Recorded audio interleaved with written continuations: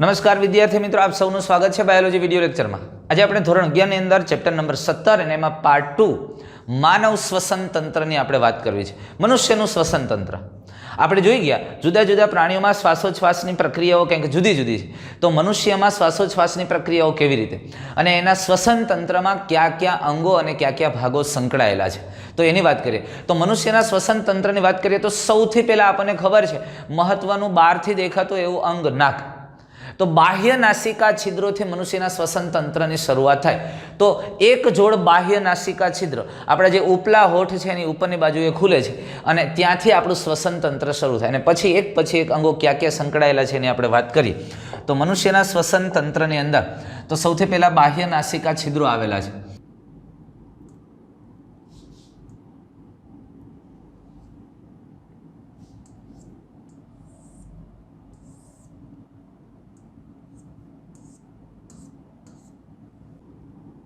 आ मुख गुहानो भाग है।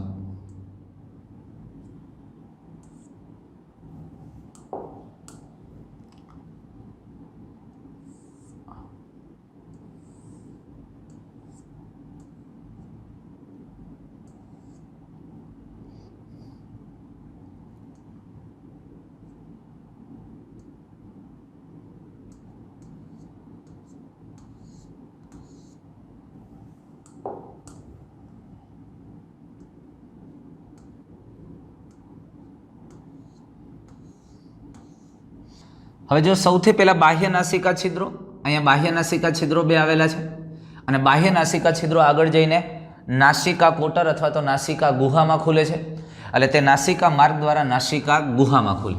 હવે આ નાસિકા ગુહા અથવા તો નાસિકા કોટર છે। આ નાસિકા કોટર આગળ જઈને અહીંયા તમે જોશો ને તો બે નાસિકા છિદ્ર અંતનાસિકા છિદ્ર હોય ત્યાં ખુલે। અંતનાસિકા છિદ્રમાં કોણ? નાસિકા ગુહા અથવા તો નાસિકા કોટર એसेમાં खुले अंतनासिका छिद्र। અને આ અંતનાસિકા छिद्र અહીંયા જે ભાગ છે એ કયો છે તો કે નાસિકા કંઠ નળી। હવે આ જે ભાગ છે ને આ ભાગ આ નાસિકા કંઠ નળી વાળો ભાગ છે। પછી આ છે ને એ મુખ ગુહીય કંઠ નળી વાળો ભાગ છે અને અહીંયા હાઇપોફેરિંગ્સ આપણે કહીએ અથવા સ્વર પેટીય કંઠ નળી વાળો ભાગ કહીએ। એટલે ટૂંકમાં એટલું સ્પષ્ટ રહે આપણને કે અહીંયાથી લઈ અને આટલો ભાગ આખો ભાગ અહીંયાથી હું દોરું છું આટલો ભાગ છે ને એ કંઠનળીવાળો ભાગ છે, પણ એમાં ઉપરનો ભાગ જે અહીંથી આટલો કહીએ એને નાસિકા કંઠનળી કહીએ। આ મુખ ગુહીય કંઠનળીવાળો ભાગ છે અને આ સ્વરપેટી કંઠનળીવાળો ભાગ છે। ખ્યાલ આવ્યો તમને? બાહ્ય નાસિકા છિદ્ર નાસિકા ગુહા અથવા નાસિકા કોટરમાં ખુલે, નાસિકા કોટર અંતનાસિકા છિદ્ર અને એ નાસિકા કંઠનળીમાં ખુલે। અને આ જે આખી કંઠનળીવાળો વિસ્તાર છે એ કંઠનળીવાળો ભાગ આ શ્વાસ છિદ્રમાં ખુલે। કંઠનળીવાળો ભાગ બે જગ્યાએ ખુલે। જો આ કંઠનળીમાંથી અહીંયા બે ભાગ પસાર થાય છે, ઉપરથી હવા પસાર થાય ને આ બાજુથી મુખ ગુહામાંથી આવતો ખોરાક પસાર થાય છે। ખોરાક છે એ અહીંયા અન્નનળીમાં જવાનો, પણ કંઠનળી જે અન્નનળીમાં ખુલે એ છિદ્રને એટલે આ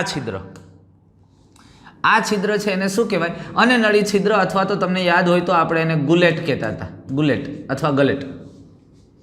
અને હવા જેમાં દાખલ થાય છે એ ભાગ એ આ છિદ્રને તમે શું કહેશો? ગ્લોટિસ અથવા તો શ્વાસ છિદ્ર। એને ઇંગ્લિશમાં ગ્લોટિસ કહે છે, બાકી આપણે એને શ્વાસ છિદ્ર કહીએ છીએ અને જે સ્વરપેટીમાં ખુલે છે। હવે આ સિવાય મારે થોડી વધારાની વાત કરવી છે। અહીંયા નાસિકા કોટર, બાહ્ય નાસિકા છિદ્ર છે એ નાસિકા ગુહા અથવા નાસિકા કોટરમાં ખુલે।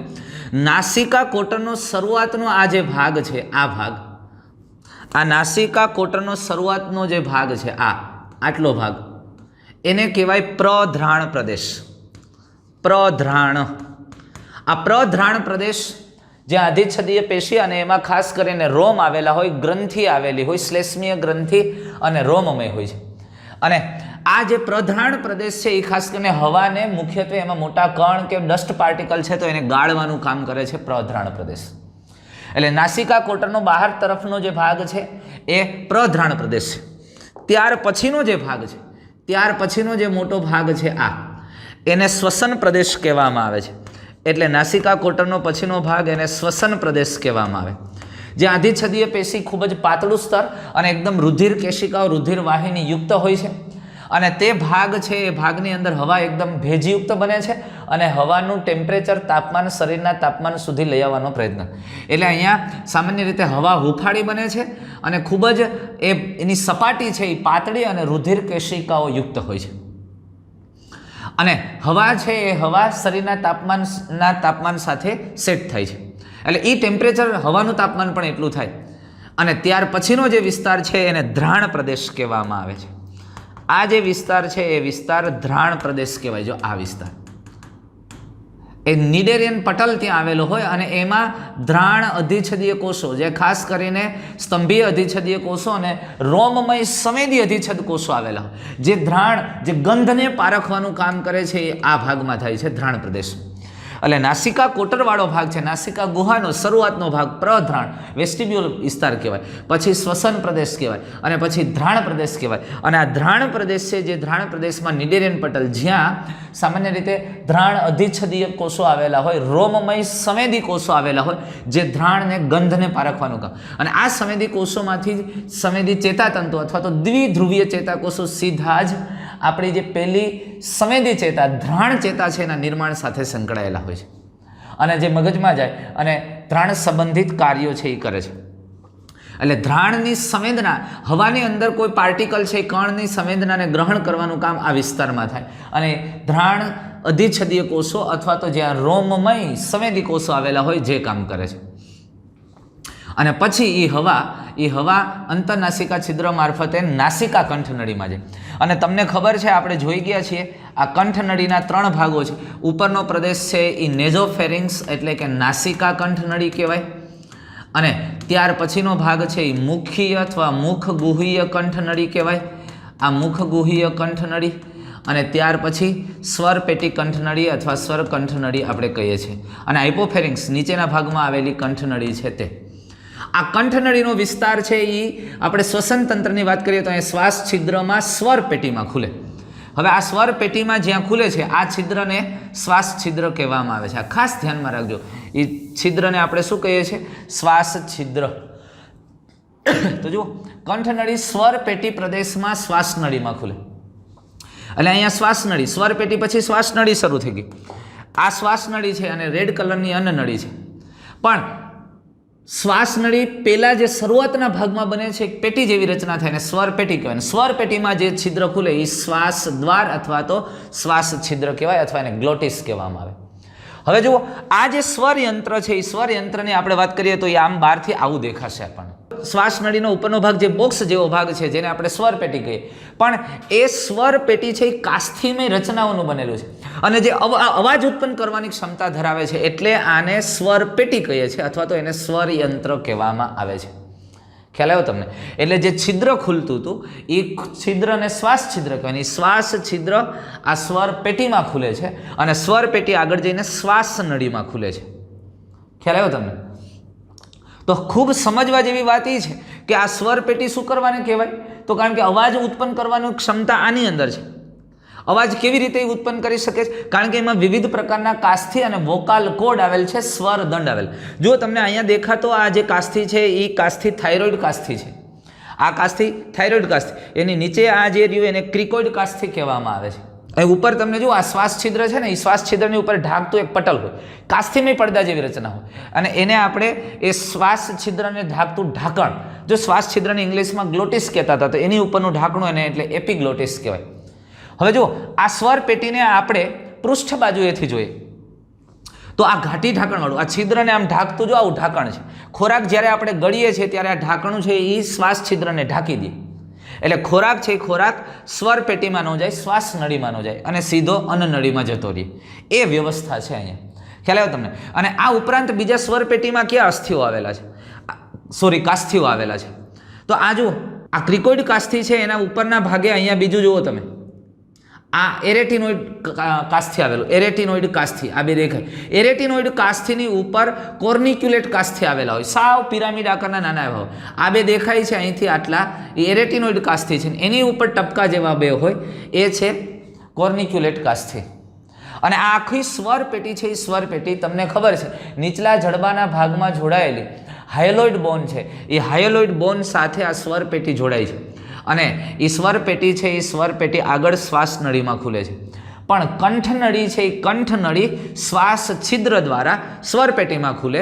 એટલે હવા છે એ હવા નાસિકા કોટરમાંથી અંતનાસિકા છિદ્રમાં, ત્યાંથી નાસિકા કંઠનળી અને આ કંઠનળીમાંથી શ્વાસ છિદ્ર મારફતે સ્વરપેટીમાં અને સ્વરપેટીમાંથી શ્વાસનળીમાં. પણ સ્વરપેટીની અંદર જુઓ, અને તમે ઉપરથી જુઓ ને તો આવા બે વોકાલ કોડ આવેલા હોય, સ્વરદંડ આવેલા હોય જે અવાજ ઉત્પન્ન કરે છે. એ સ્વરદંડ બે જોડ હોય, એક કૂટ સ્વરદંડ હોય ને એક સાચા સ્વરદંડ હોય. સાચા સ્વરદંડ છે એ તંતુમય સંયોજક પેશીના બનેલા છે અને જો આવી રીતે આમ આવેલા હોય, આમ એ આપણે જ્યારે બોલીએ છીએ ને ત્યારે ફેફસામાંથી હવાને બહાર ધકેલીએ છીએ. હવા જ્યારે બહાર આવે છે ત્યારે હવાની માત્રા વધઘટ કરીએ અને એ હવા છે આગળ જઈને ગળામાં અને જીભ એને દિશા આપે. કાંઈ હવા તાળવા સાથે અથડાય, દાંત સાથે અથડાય અને એટલે જુદા જુદા અક્ષર આપણે બોલી શકીએ છીએ. આપણે જુદા જુદા સ્વર અને વ્યંજન બોલી શકીએ અને એને આપણે પર્ટિક્યુલર ઓળખીએ છીએ. તમે જો કોઈ પણ વગાડતા, ઓલી બોલપેનનું ઢાંકણું લઈને તમે ઘણી વખત વગાડતા હોય અને એ ઢાંકણામાં તમારા હાથને સેજ આગળ પાછળ કરો, હવાની માત્રાની વધઘટ થશે એટલે અવાજ બદલશે. એમ આપણી સ્વર પેટીમાં ફેફસામાંથી આવતી હવા છે એ હવાની માત્રા વધઘટ થાય સ્વરદંડ દ્વારા. એ હવા પછી જ્યારે કંઠનળીના ભાગે આવે, મુખ ગુહામાં આવે ત્યારે જીભ એને દિશા આપે. એટલે હવા કાં તો તાળવા સાથે અથડાય, કાં દાંત સાથે અથડાય અને એને આધારે આપણા અક્ષરો બહાર આવે છે. આપણે જે બોલીએ છીએ એ આપણને જુદા જુદા અવાજથી આવે છે અને એને પર્ટિક્યુલર આપણે ઓળખીએ છીએ. એટલે આને અ કીધો, આને ક કીધો, આને ખ કીધો અને જેથી આપણે એક ભાષા બોલી શકીએ છીએ. તો આ કામ સ્વરપેટીનું. તો સ્વરદંડનો આ ભાગ છે, પણ કૂટ સ્વરદંડ, એ કૂટ સ્વરદંડ જો આ દેખાય ને, જે પિંક ઉપર દેખાય એ સાચા સ્વરદંડ છે. બ્લુઇશ દેખાય એ કૂટ સ્વરદંડ છે. એ માત્ર સાચા સ્વરદંડને ભેજ પૂરો પાડે છે. સમજાણું તમને? પણ બોલવાની પ્રક્રિયામાં મહત્વનો ભાગ ભજવે છે એ સ્વરદંડ છે, સાચા સ્વરદંડ, અને જે આપણી સ્વરપેટીમાં આવેલા હોય છે. તો આપણે કીધું એ પ્રમાણે આ ખોરાક ગળવાની ક્રિયા દરમિયાન શ્વાસ દ્વાર પાતળા સ્થિતિસ્થાપક કાસ્થિમય પડદા વડે ઢંકાયેલું હોય છે અને એ ઢાંકણાને એપિગ્લોટિસ કહેવાય. જો પૃષ્ઠ બાજુથી જુઓ તો આ રીતે દેખાય ને વક્ષ બાજુથી જુઓ તો ઘાટી ઢાંકણા ઉદે. જેવું અહીંથી કોળીઓ ગળીએ એટલે ઘાટી ઢાંકણ બંધ થઈ જાય એટલે કોળીઓ છે એ કોળીઓ અન્નનળીમાં જતો રહે. ખ્યાલ? અને જેથી કરીને એ ખોરાક છે, ખોરાક શ્વાસ નળીમાં સ્વરપેટીમાં ન જાય. અને જો ખોરાકનું કણ પણ તમને કહું શ્વાસ નળીમાં જાય તો તમને ખબર છે શું પરિસ્થિતિ થાય. તમે જોજો ક્યારેય પણ શ્વાસ લેવું અને કોળીઓ ગળવા બે ક્રિયા સાથે ન થાય. અને ક્યારેક આ સંકલન વિખાઈ જઈને ભૂલથી થઈ જાય તો આપણે કે ઓતરાઈ ગયું. એ ઓતરાય એટલે જાય છે ખોરાકનો એક કણ ફેફસામાં ગયો, યાર ન ચાલે. એ ફેફસામાં જાય, એ કણને બહાર કાઢે એટલે ઉધરસ ઉપડે છે ને એને આપણે બહાર કાઢીએ છીએ. એટલે ખોરાકનું દ્રવ્ય કે પાણી છે એ ફેફસામાં જાય તો ન ચાલે, માણસનું મૃત્યુ થઈ જાય. તમે જો કોઈ પણ માણસ ડૂબી જાય છે, એમ કે પાણી પી ગયો એટલે મરી ગયો, એટલે એ તો એટલે પાણી તો પીતો જ હોય. પણ એ જ્યારે ડૂબે છે ત્યારે એ થોડી વાર માટે તો શ્વાસ રોકાઈ જાય છે, પણ લાંબો સમય સુધી પાણીમાં રહે છે અને પછી એ શ્વાસ લેવા જાય છે. શ્વાસ લે છે એટલે એનું ઘાટી ઢાંકણ ખુલે છે, પણ શ્વાસની સાથે પાણી વહી જાય છે અને પાણી ફેફસામાં ભરાઈ જાય છે એટલે માણસ મરી જાય છે, એટલે મૃત્યુ પામી જાય છે. એટલે પાણી પી ગયો એટલે પાણી તો એ પીતો જ હોય નહીંતર, પણ પાણી ફેફસામાં વહી જાય છે એટલે મૃત્યુ થાય છે. એટલે જ્યારે એ ડૂબે છે ને પાણી પીવાઈ ગયું એમ કહેવામાં આવે છે, ત્યારે એ દ્રષ્ટિએ કહેવામાં આવે છે કે એ પાણી પી ગયું, એ પાણી ફેફસામાં વહી ગયું અને એટલે એનું મૃત્યુ થયું. તો જુઓ, આ ઘાટી ઢાંકણવાળો ભાગ આ છે. આમ કોળીઓ ગળીએ ત્યારે ઘાટી ઢાંકણ બંધ થઈ જાય અને ખોરાક અન્નનળીમાં વહી જાય અને સ્વર પેટીમાં જતો નથી, રોકાઈ જાય છે. સમજાણી વાત તમને? તો હવે શ્વાસ નળી એ સીધી નળી છે જે મધ્ય ઉરસીય ગુહા સુધી લંબાય છે. એટલે હવે આ શ્વાસ નળી કન્ટિન્યુ આગળ જાય છે અને મધ્ય ઉરસીય ગુહા. તો હવે આપણે આ શ્વાસ નળીને થોડીક મોટી કરીને વ્યવસ્થિત રીતે જોઈએ, આ ભાગને કાઢીને. તો જુઓ, શ્વાસ નળી, પણ શ્વાસ નળીની શરૂઆત જ્યાં થાય એ ભાગ કયો હોય? તો કે આ સ્વર પેટીવાળો ભાગ છે. અને આ શ્વાસ નળી સીધી આગળ વધે, એક પાઇપલાઇન જ છે, એક નળી જ છે.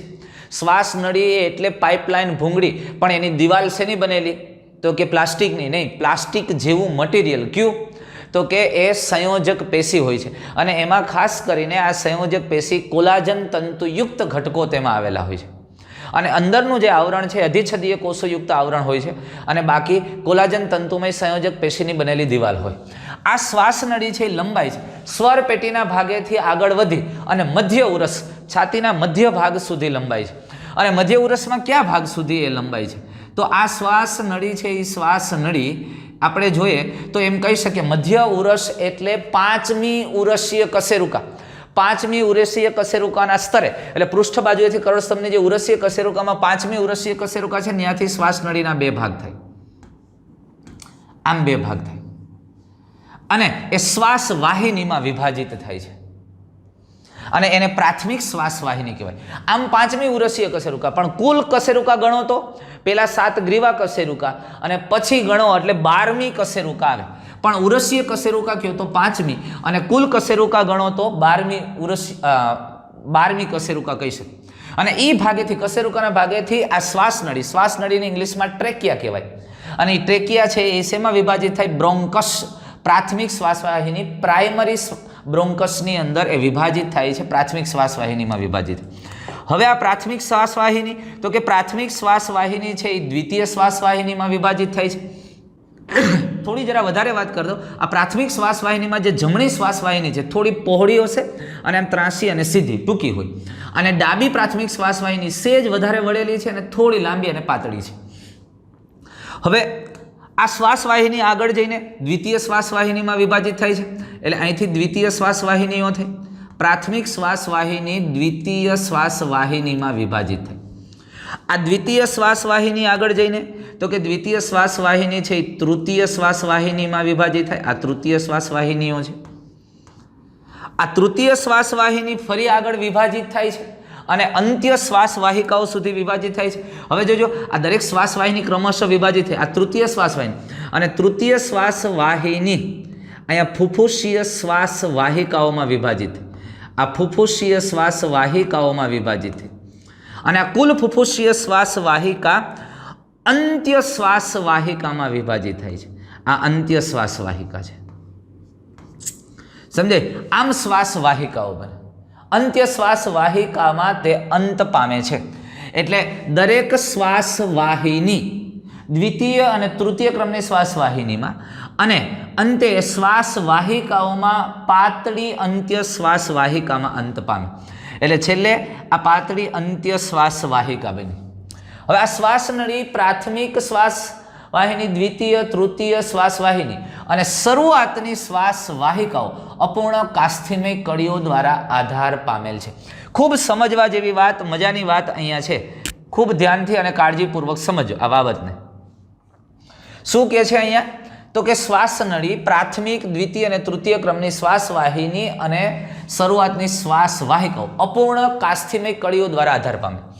એટલે જો આ આપણે કીધું કે પ્લાસ્ટિક જેવો પાઇપ છે યાર, તો શ્વાસોચ્છ્વાસની પ્રક્રિયા થાય તો ક્યારેક એમાં દબાણ આવે તો આ શ્વાસવાહિની બંધ થઈ જાય, ચપટી થઈ જાય. આપણે ઘણી વખત ખબર સ્ટ્રો દ્વારા નાળિયેર પાણી પીતો હોય ને આમ પેક થઈ જાય. આપણે જ્યારે આમ પાણી ખેંચીને એને તળી અડાડી દઈએ એટલે સ્ટ્રો આમ ચપટી થઈ જાય. એમ શ્વાસવાહિની ચપટી થઈ જાય તો શ્વાસ રૂંધાઈ જાય, હતા થઈ જવાય, નો ચાલે. તો આને આધાર પૂરતો મળી રહે અને વ્યવસ્થિત ખુલ્લું રહે એટલે અપૂર્ણ કાસ્થિમય કડી આવેલી છે. એટલે જો આમ કાસ્થિમય આવી સી આકારની કડીઓ નાખેલી છે આ શ્વાસ નળીની અંદર અને છેક અંત્ય શ્વાસવાહિકા સુધી આવી અપૂર્ણ કાસ્થિમય કડીઓ આવેલી છે. સી આકારની કાસ્થિમય કડીઓ આવેલી છે, જેથી કરીને આ શ્વાસ નળી છે એ સાવ પેક ન થઈ જાય, રૂંધાય નહીં, બંધ ન થઈ જાય. એટલે આવી સી આકારની કાસ્થિમય કડીઓ આવેલી છે.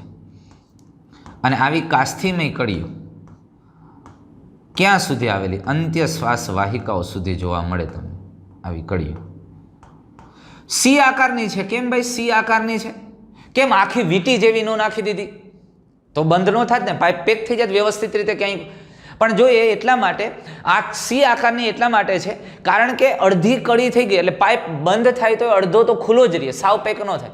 પણ જ્યારે ઝડપી શ્વાસોચ્છ્વાસ કરવો છે, શરીરને વધારે વાયુની જરૂર છે અને મોટા જથ્થામાં હવા લઈ જવી છે, ત્યારે વધુ ફૂલાઈ શકે, પાઇપલાઇન પોળી થઈ શકે, એટલા માટે અડધો ભાગ ખુલ્લો રાખ્યો. સમજાય તમે? એટલે સામાન્ય રીતે વક્ષ બાજુએથી આમ કડી હોય પણ અન્નનળીની બાજુનો ભાગ ખુલ્લો હોય. આપણને ખબર શ્વાસ નળી છે ને, એ શ્વાસ નળી જો અહીંયા શ્વાસ નળી છે તો એની બાજુમાં અહીંયા અન્નનળી છે, અહીંયા અન્નનળી છે. એટલે આ વક્ષ સપાટી છે ને આ પૃષ્ઠ સપાટી. એટલે અહીંયા વક્ષ સપાટીથી અહીંયા છે પણ અન્નનળી જ્યાં જોડાયેલો ભાગ છે ને એટલો ભાગ ખુલ્લો છે, એટલે સી આકારની કડી છે.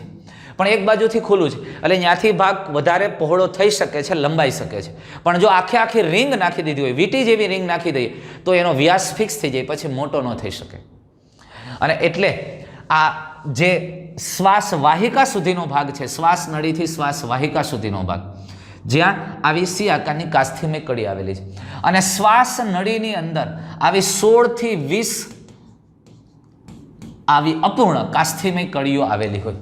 આ શ્વાસ નળીમાં 16 થી 20 જેટલી આવી અપૂર્ણ કાસ્થિમય કડીઓ આવેલી હોય છે.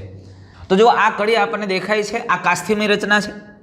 આ શ્વાસ નળી છે એટલે ટ્રેકિયા, પછી બ્રોન્કસ, પ્રાઇમરી, સેકન્ડરી, ટર્સરી બ્રોન્કસ અને બ્રોન્કસ, ત્યાર પછી ટર્મિનલ બ્રોન્ક્યોલ એટલે શ્વાસ વાહિકાઓમાં અંત પામે ને અંતિમ શ્વાસ વાહિકાઓ સુધી આવી કાસ્થિમય કડી આવેલી હોય છે. ત્યાર પછી દરેક અંત્ય શ્વાસ વાહિકાઓ અંતે ઘણી બધી પાતળી, અનિયમિત, દિવાલયુક્ત અને વાહિકાયુક્ત કોથળી જેવી રચના, જેને વાયુ કોષ્ઠ કહે છે, તેમાં ખુલે છે. ખૂબ સમજવા જેવી વાત છે. હવે અહીંયા ધ્યાનથી સમજો પાછું. આ પ્રક્રિયા અથવા તો આ નળીઓ અહીંથી પૂરી નથી થઈ જતી. હવે આ છે એ અહીંયા અંત્ય શ્વાસ વાહિકા છે. આ જે આપણે રેડ કલરની દોરી એ શું છે ભાઈ? તો કે અંત્ય શ્વાસ વાહિકા છે. અંત્ય શ્વાસ વાહિકા. હવે વાત સમજો. આ અંત્ય શ્વાસ વાહિકા અંતે ઘણી બધી પાતળી, અનિયમિત, દિવાલયુક્ત અને વાહિકાયુક્ત કોથળી જેવી રચનામાં ખુલે. આ વાહિકાયુક્ત એટલે રુધિર વાહિની યુક્ત કોથળી જેવી રચનાઓમાં ખુલે છે. એટલે અહીંથી આ અંત્ય શ્વાસ વાહિકાઓ આવી ઘણી બધી અનિયમિત, દિવાલયુક્ત અને વાહિકાયુક્ત કોથળી જેવી રચનાઓમાં ખુલે, અને જે વાયુકોષ્ઠ કહેવાય, એટલે છેલ્લે વાયુકોષ્ઠમાં ખુલે. પણ અંત્ય શ્વાસ વાહિકા સીધી વાયુકોષ્ઠમાં નહીં, અહીંથી હજી કેટલીક નલિકાઓ છે. જોજો હવે આ અંત્ય શ્વાસ વાહિકા આગળ જઈને શેમાં ખુલે છે? એ અતિ સૂક્ષ્મ નલિકાઓ છે. એ સૂક્ષ્મ નલિકાઓમાં ખુલે છે, એને કહેવાય શ્વસન શ્વાસ વાહિકા. અંત્ય શ્વાસ વાહિકા શેમાં ખુલે? શ્વસન શ્વાસ વાહિકામાં. એટલે આ શ્વસન શ્વાસ વાહિકાઓ. શ્વસન શ્વાસ વાહિકાઓ ફરી આગળ જઈને શેમાં ખુલે? તો કે શ્વસન શ્વાસ વાહિકાઓ વાયુકોષ્ઠ નલિકામાં ખુલે છે. શ્વસન શ્વાસ વાહિકાઓ વાયુકોષ્ઠ નલિકાઓમાં ખુલે છે.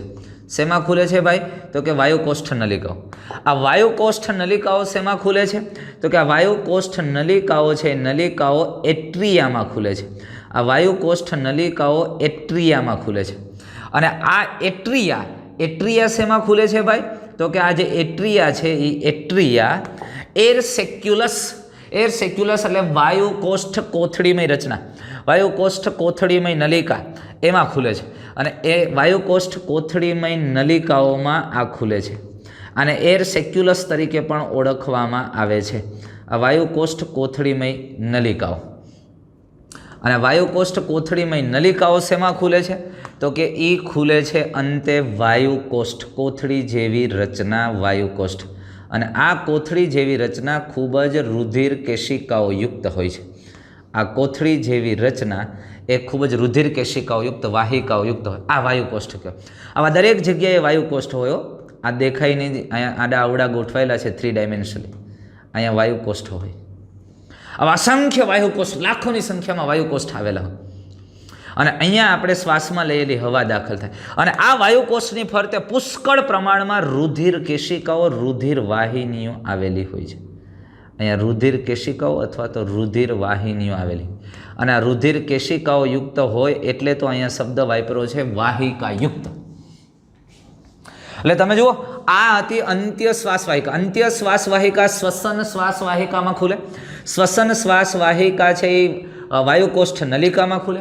વાયુકોષ્ઠ નલિકા ફુફુસીય નલિકાઓમાં ખુલે છે. વાયુકોષ્ઠ નલિકા એટ્રિયામાં ખુલે છે. અને આ એટ્રિયા છે, એટ્રિયા વાયુકોષ્ઠ કોથળી અથવા તો ફુફુસીય કોથળીમાં ખુલે છે. અને ફુફુસીય કોથળી અંતે વાયુકોષ્ઠમાં ખુલે. અને વાયુકોષ્ઠ એ કોથળીમય રચના છે, ફુગા જેવી રચના છે, એકદમ પાતળી દિવાલયુક્ત, જ્યાં વાયુ વિનિમયની પ્રક્રિયા. સમજાય છે વસ્તુ? પણ આ સમગ્ર રચના અહીંથી કઈ લઈને અહીંયા સુધીની રચના છે, આ જે આખી રચના છે, આ દરેક ભાગો છે એ ભાગોની આસપાસ રુધિર કેશિકાઓનું જાળવું. આવી રુધિર કેશિકા વાયુકોષની દિવાલ પર તે રુધિર કેશિકા હોય. પછી આપણે અહીંયા જે કીધું ને કે શ્વસન શ્વાસ વાહિકા, શ્વસન શ્વાસ વાહિકા પછી વાયુકોષ્ઠ નલિકા, પછી એટ્રિયા અને વાયુકોષ્ઠ કોથળી, આ બધાની દિવાલની આસપાસ રુધિર કેશિકાઓ છે. સમજાય છે વસ્તુ? અને એ બધાની આસપાસ રુધિર કેશિકા છે અને વાયુ વિનિમયના ભાગ સાથે એ સંકળાયેલ છે. પણ આ પ્રકારની રચના છે. લ્યો, ક્લિયર થયું તમને ભાઈ? હવે તો હવે આપણે ખરેખર આ ફેફસા કેમ બને છે એની વાત કરવી છે. તો તમને આટલું સમજાણું કે આ શ્વાસ નળી ક્યાં અંત પામે છે? વાયુકોષ્ઠમાં અંત પામે છે. કેવી રીતે અંત પામે છે એ ક્લિયર? તો હવે શ્વાસવાહિની શ્વાસવાહિકાઓનું શાખિત જાળું અને આ બધા વાયુકોષ્ઠ ભેગા મળી અને ફેફસાની રચના કરે છે. તો જો ફેફસા કેવી રીતે બને છે એ આપણે વ્યવસ્થિત સમજી લઈએ. તો ફેફસા ખરેખર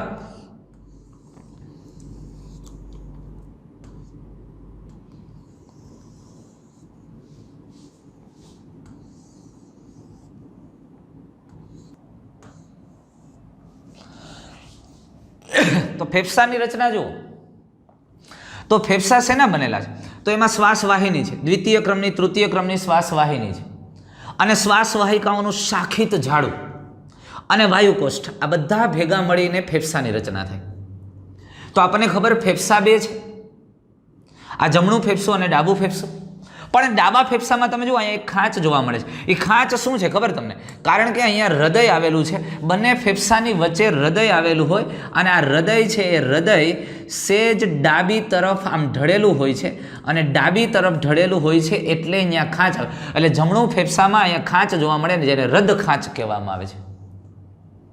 એટલે જમણું ફેફસું થોડું નાનું હોય અને જમણું ફેફસું સેજ આમ ધકેલાઈ ગયું હોય એટલે અહીંયા પ્રાથમિક શ્વાસ વાહિની છે એ સેજ ઉપર તરફ હોય અને સેજ આમ પાતળું. અને જમણા ફેફસા કરતાં ડાબું ફેફસું સહેજ નાનું હોય અને ડાબા ફેફસાની અંદર એક આવી ખાંચ હોય એને આધારે ડાબું ફેફસું બે ભાગમાં વિભાજિત.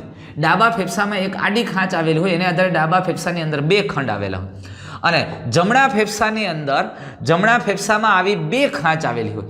એક આમ આડી ખાંચ હોય અને એક આમ ઊભી હોય. એટલે જમણું ફેફસું ત્રણ ખંડમાં વિભાજિત થાય છે.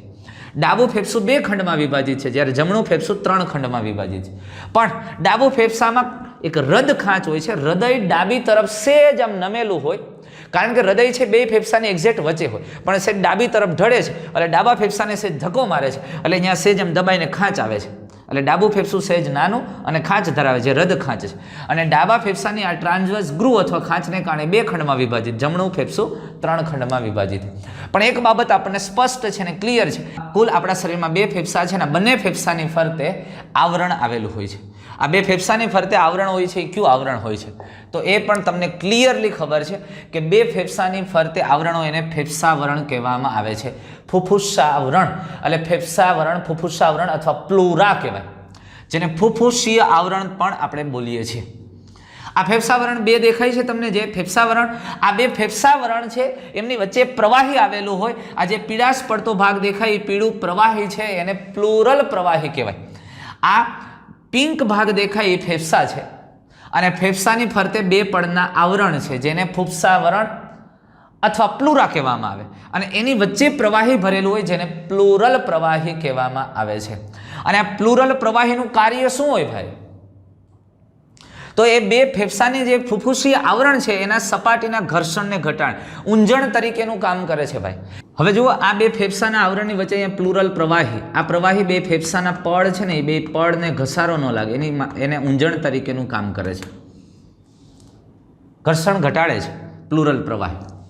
અને આ પ્લુરલ પ્રવાહી એ સામાન્ય રીતે ફેફસામાં આપણે જ્યારે શ્વાસ અને ઉચ્છ્વાસની પ્રક્રિયા કરીએ છીએ ત્યારે આપણું આખી ઉરસ ગુહા, આપણા છાતીનું પોલાણ છે એ તમે જો સાંકડું થાય, એનું કદ ઘટે ને વધે, કદ ઘટે ને વધે.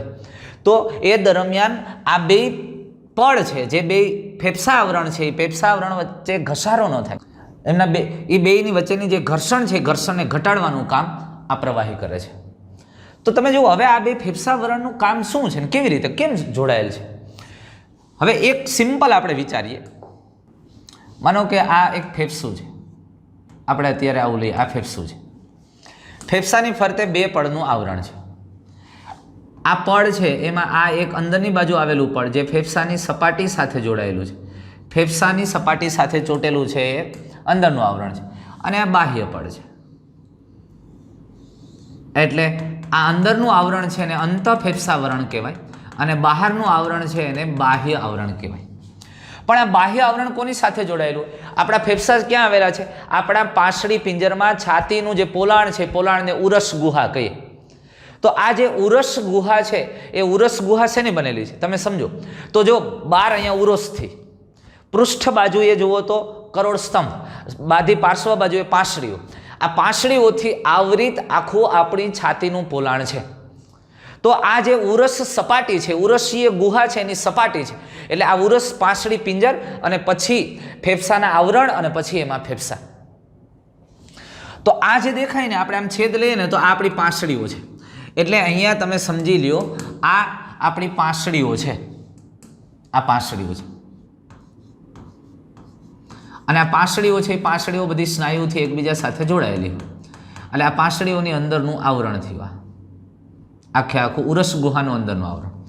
તો એક વાત ધ્યાનથી સમજો કે આ ફેફસાની ફરતે બે પડનું આવરણ છે, એક અંતઃફુફુસીય આવરણ અને બાહ્ય ફુફુસીય આવરણ. તો આ બાહ્ય ફુફુસીય આવરણ ઉરસ ગુહા છે, આપણી શરીર ઉરસ ગુહા છે, ઉરસ ગુહાનું જે પડ છે એની સાથે ચોટેલ હોય, જોડાયેલ હોય. બાહ્ય ફેફસાવરણ એ બાહ્ય ફેફસાવરણ ઉરસ ગુહાની સપાટી સાથે જોડાયેલ હોય અને અંતઃફેફસાવરણ એ અંતઃફેફસાવરણ ફેફસાની સપાટી સાથે જોડાયેલ હોય. અંતઃફેફસાવરણ ફેફસાની સપાટી સાથે જોડાયેલ હોય છે. વાત સમજાય છે ભાઈ? એટલે જુઓ અહીંયા એ જ વાત થઈ કે અહીંયા બાહ્ય ફેફસાવરણ છે એ ઉરસ ગુહાની સપાટી સાથે ચોટેલ છે, જોડાયેલ છે, અને અંતઃફેફસાવરણ છે એ આ પિંક ભાગ રહ્યો એ ફેફસા સાથે જોડાયેલ છે. આ રીતે એ ગોઠવાયેલ હોય છે. અને આવું ગોઠવવાનું કારણ શું છે? કેમ આવી રીતે આ અંતઃફુફુસ આવરણ છે ફેફસાના સંપર્કમાં છે, બાહ્ય ફેફસાવરણ છે એ ઉરસ ગુહાની સપાટીના સંપર્કમાં છે? આની પાછળના કારણો છે. અગત્યની વાત એ છે કે આવું કેમ? તમે જો આપણે શ્વાસ અને ઉચ્છ્વાસની પ્રક્રિયા કરીએ છીએ ત્યારે ફેફસા છે એ ફેફસામાં બહારથી હવા જાય છે અને ઉચ્છ્વાસ લે એટલે ફેફસામાંથી હવા બહાર આવે છે. આ કેમ? બેયમાં હવાના દબાણનો તફાવત સર્જાય તો જ આ પ્રક્રિયા સંભવ છે. તો આ બાહ્ય ફેફસાવરણ છે એ ફેફસાવરણ સામાન્ય રીતે ઉરસ ગુહા સાથે જોડાયેલ છે અને અંતઃફેફસાવરણ ફેફસાની દિવાલ સાથે, વચ્ચે અહીંયા પ્લુરલ પ્રવાહી છે અને પ્લુરલ પ્રવાહીનું દબાણ છે એ દબાણ જો શ્વસન ક્રિયા દરમિયાન તો માઇનસ થઈ જાય છે, ઋણ થઈ જાય છે આ દબાણ. કેમ? જો આવી ગોઠવણ શા માટે છે? કારણ કે આપણા ફેફસા છે ને એ પોતાની રીતે સંકોચન પામી શકે, શિથિલન પામી શકે એવી રચના નથી, કારણ કે ફેફસાની દિવાલ સ્નાયુમય નથી. ફેફસાની દિવાલ સ્નાયુમય ન હોવાને કારણે બહારથી આપણે સંકોચન શિથિલન કરાવવું પડે. ફેફસા એક પ્લાસ્ટિકની કોથળી જેવું છે. પ્લાસ્ટિક કોથળીને તમે પેક કરી દો એટલે બે પડ ભેગા કરી દો એટલે અંદર રહેલી હવા બહાર નીકળી જાય, બે પડ ચોટી જાય. પણ પાછી અંદર હવા દાખલ કરવી હોય તો એ બે બહારથી પડને ખેંચો એટલે એ ભાગ ખુલ્લો થશે, અંદર હવા દાખલ થશે.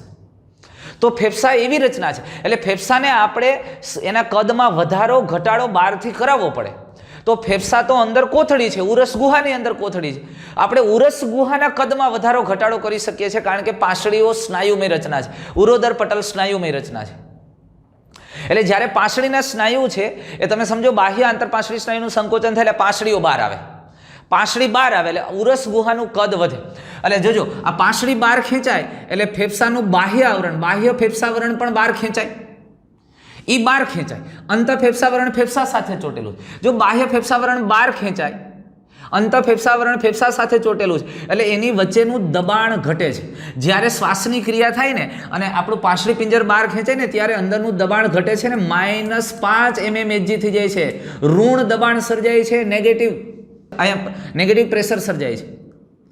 એટલે હવે જોજો અંદરનું દબાણ ઘટ્યું, આ જે પ્લુરલ પ્રવાહી ભરેલો ભાગ હતો એનું દબાણ ઘટ્યું એટલે અંત આવરણ પણ બહાર તરફ ખેંચે. અંત આવરણ ખેંચાય એટલે ફેફસાને ખેંચે એટલે ફેફસાનું કદ પણ વધે, ફેફસાનું પોલાણ પણ વધે.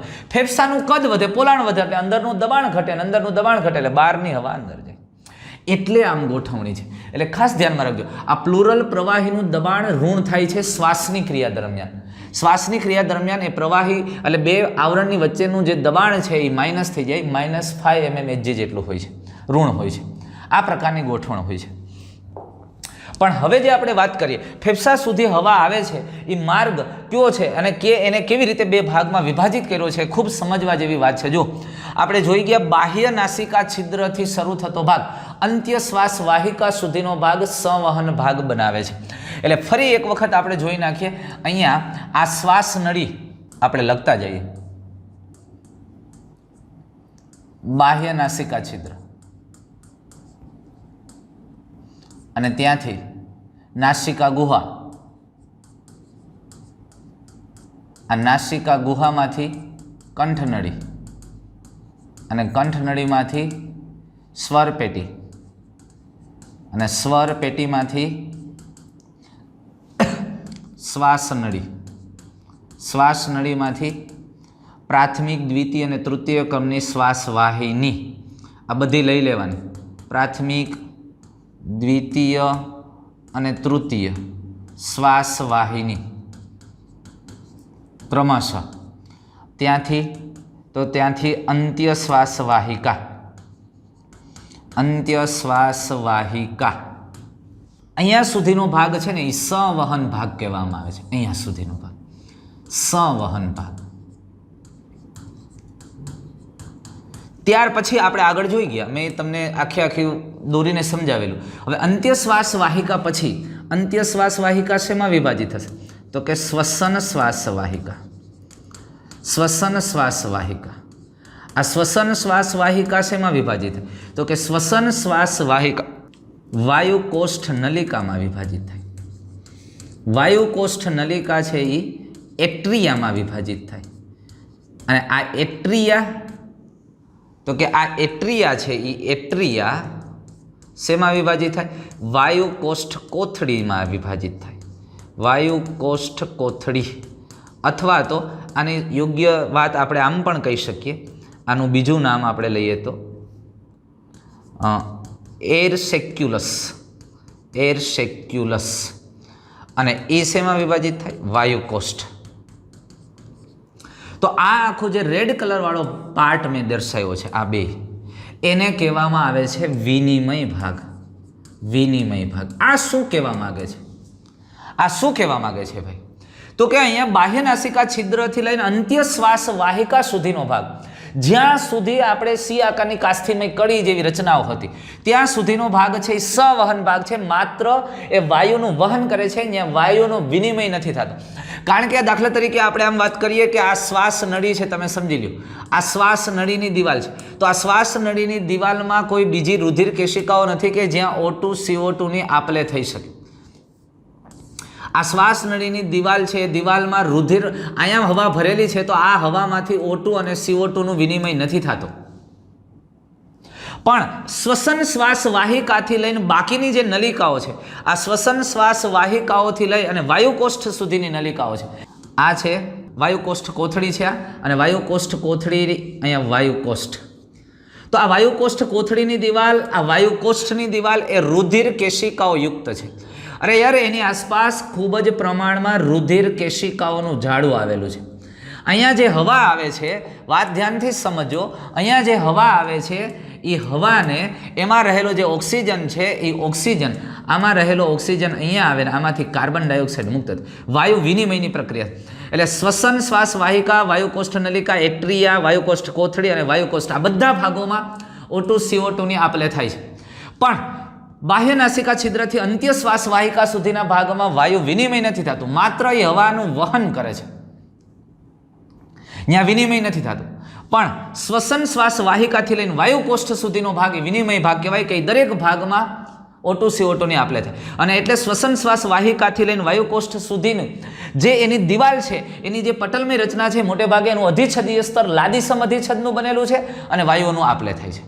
જ્યારે આ સંવહન ભાગ છે, અંત્ય શ્વાસ વાહિકા સુધીનો જે ભાગ છે, એની જે અંદરનું સ્તર છે, આમ તો એની દિવાલો છે, એ દિવાલ સંયોજક પેશીની બનેલી છે, પણ એનું અંદરનું જે અધિચ્છદીય સ્તર છે એ મોટે ભાગે કૂટ સ્ત્રુત પક્ષમલ સ્તંભીય ગ્રંથીય અધિચ્છદ પેશી હોય છે. કૂટ સ્ત્રુત સ્તંભીય ગ્રંથીય અધિચ્છદ પેશી એની આંતરિક ભાગમાં આવેલી હોય છે. સમજાય વસ્તુ? એટલે સંવહન ભાગ અને વિનિમય ભાગ બે જુદા પાડી શકાય આ રીતે. એટલે અહીંયા વાયુકોષ્ઠ સુધી હવા આ માર્ગે વહન પામે છે. લ્યો, આટલા ભાગને સંવહન ભાગ કહેવાય. ત્યાર પછીનો ભાગ વિનિમય ભાગ છે. પણ જુઓ, સંવહન ભાગ વાતાવરણીય હવાનું વાયુકોષ્ઠ સુધી વહન કરાવે, તેને બાહ્ય કણોથી મુક્ત કરે, શુદ્ધ કરે છે, ભેજયુક્ત કરે અને વાયુને શરીરના તાપમાન સુધી લાવે છે. એટલે કે વાયુનું તાપમાન શરીરના તાપમાન સુધી લઈ આવે. એટલે આખો સંવહન ભાગ છે, એમાં માનો કે હવા ભરાય છે, હવા વહન પામે છે, ત્યારે એ આની અંદરની બાજુ આ શ્વાસનળી છે, તો શ્વાસનળીના કોષો છે એ આવા પક્ષમલ અધિચ્છદ કોષો છે. કૂટ સ્ત્રુત પક્ષમલ અને સ્તંભીય ગ્રંથીય અધિચ્છદ કોષો છે. એટલે તમે ઘણી વખત આવું ક્યારેક મોટું નામ વાંચ્યું હશે, PCC GE. આને કહેવાય સ્યુડો સ્ટ્રેટિફાઈડ સિલિએટેડ કોલુમનર ગ્રેન્યુલર એપિથેલિયલ ટિશ્યુ. કૂટ સ્ત્રોત પક્ષમલ સ્તંભીય ગ્રંથીય અધિચ્છદ પેશી. અને એમાં જે પક્ષમો છે, પક્ષમો હવામાં રહેલા કોઈ પાર્ટિકલ કણ છે, દ્રવ્ય છે, તો એને રોકે છે. આ ઉપરાંત કોઈ બેક્ટેરિયાની કે એની ઇન્ફેક્શન લાગે તો શ્લેષ્મીય સ્ત્રાવ કરે છે, એટલે એ શ્લેષ્મ દ્વારા એ ઘટકોને રોકે છે. હવાનું તાપમાન છે એ આપણા શરીરના તાપમાન સુધી લઈ આવે છે. હવાને ભેજયુક્ત કરે છે, જેથી ઓક્સિજન દ્રાવ્ય થાય અને પ્રસરણ સરળતાથી થઈ શકે. આ કામ સંવહન ભાગ. આ ભાગને મૃત અવકાશ પણ કહેવામાં આવે છે. મૃત અવકાશ ભાગ, કારણ કે અહીંયા વાયુનું વિનિમય નથી થતું. અહીંથી અહીંયા સુધીમાં કોઈ જ વિનિમય નહીં થાય. અને અહીંથી લઈ ખાસ કરીને સ્વર પેટીથી અંત્ય શ્વાસ વાહિકા સુધીના ભાગમાં 150 ml હવા ભરી રહી. દાખલા તરીકે તમે શ્વાસની અંદર 500 ml હવા લ્યો છો, તો 500 ml માંથી 150 ml હવા સ્વર પેટીથી લઈ અને અંત્ય શ્વાસ વાહિકા સુધીમાં ભરી રહી. પણ એ હવામાંથી કોઈ જ O2 અને CO2 નું આપલે થતું નથી, કારણ કે એ સંવહન ભાગ છે અને એની દિવાલમાં O2 CO2 ની આપલે નથી થતી.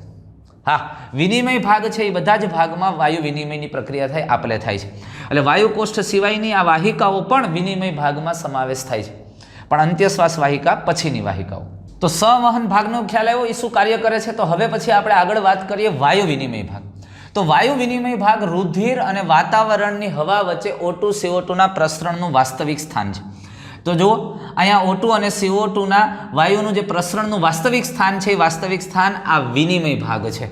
આમ વિનિમય ભાગ અને સંવહન ભાગના પોતપોતાના કાર્યો છે. હવે તમને મને એવું લાગે કે તમે એકદમ સ્પષ્ટ અને ક્લિયર થઈ ગયા છો કે વિનિમય ભાગ છે, અહીંયા O2 અને CO2 નું પ્રસરણ થાય છે. અને તમે જો હવામાં રહેલો O2 એ રુધિર સુધી પહોંચે અને રુધિરમાં રહેલો CO2 આ વાયુ કોષ્ઠમાં થઈને હવામાં પહોંચે છે. એટલે આમ વાયુ વિનિમય ભાગ રુધિર અને વાતાવરણીય હવા, વાતાવરણની હવા શ્વાસ લઈએ ત્યારે વાયુ કોષ્ઠમાં આવે, અને વિનિમય ભાગ છે, દરેક વિનિમય ભાગેથી O2 CO2 રુધિર સાથે આપલે છે. અને એટલે વિનિમય ભાગના દરેક ઘટકો ખૂબ જ વાહિનીયુક્ત વાહિકામય હતા. હવે સમજાણું, કારણ કે એના રુધિર સાથે O2 CO2 ની આપલે કરવી છે. અને એટલે આ વાયુ કોષ્ઠ અને વિનિમય ભાગ છે ને, એને શ્વસન સપાટી ભાગ કહેવાય, કે જ્યાં વિનિમયની પ્રક્રિયા થાય છે. તો દોસ્તો, હવે આપણે ફેફસાની વાત કરીએ તો ફેફસા અંતસ્થ રચનાની દ્રષ્ટિએ હવા ચુસ્ત ખંડ છે, જે ઉરસીય ગુહામાં સ્થાન પામેલા છે. આપણને ખબર છે આપણા ફેફસા છે, એ ફેફસા હવા ચુસ્ત રીતે છે, બહારથી હવા નથી જઈ શકતી, માત્ર ને માત્ર આપણા શ્વાસનળીના માર્ગે જ જઈ શકે છે. અને ઉરસીય ગુહાની અંદર આવેલા છે આપણા ફેફસા છે. એ ફેફસા આપણને ખબર છે કે આવી રીતે ઉરસીય ગુહામાં આવેલા છે, આવી રીતે.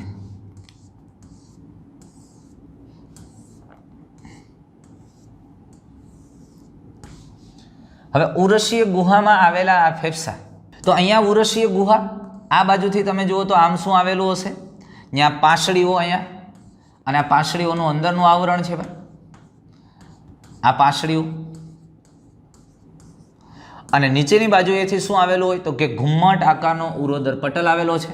અને આવી રીતે આપણું આખું પાંસળી પિંજર અથવા ઉરસ ગુહાનું પોલાણ થાય છે. અને આ ફેફસાની ફરતે આપણે જોઈ ગયા એમ બે પળના આવરણ આવેલું છે. આ હું ફેફસાની નજીકમાં દોરું છું, એ અંત આવરણ કહેશું આપણે એને, આ અંત આવરણ થશે. અને આમ તો ખરેખર આ અંત આવરણ ને બાહ્ય આવરણ દેહકોષ્ઠ આવરણના જ રૂપાંતરણો છે. આવી રીતે તો તમે જુઓ, આ બાહ્ય આવરણ છે એ આપણી ઉરસીય ગુહાના પોલાણ સાથે જોડાયેલું છે. અંતસ્થ રચનાની દ્રષ્ટિએ હવા ચુસ્ત છે ફેફસા, હવા ચુસ્ત ખંડો જે ઉરસીય ગુહામાં સ્થાન પામેલ છે.